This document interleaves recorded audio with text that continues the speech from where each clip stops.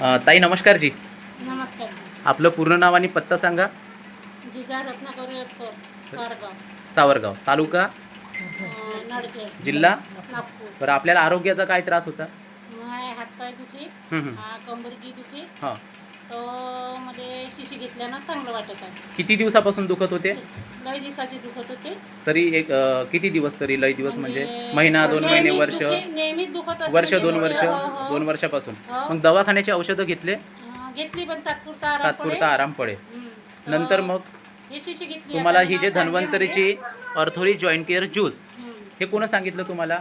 मला असे ते लेप देत होते. हां. काय नाव आहे त्याचं? हां, त्यांनी सांगितलं त्यानं सांगितलं. तर काही औषध घ्या म्हणे, धन्वंतरीचं ऑर्थोरी जॉईंट केअर ज्यूस. मग तुम्ही सुरू केलं. सुरू केलं. कसं घेत होते? मी एक टोकर पाणी, एक टोकर हां. औषध संध्याकाळी बरं. जेवण झाल्यावर घेत आहे. हां. तर किती दिवसात आराम पडला? 4 दिवस झाले. पण मग थोडंसं आराम वाटत. हां, आराम पडला तुम्हाला आहे ना? बरं, थोडंसं म्हणजे तरी 4ने हो, हो. 12ने 50 पैसे हो, हलकं लागते. हलकं लागते.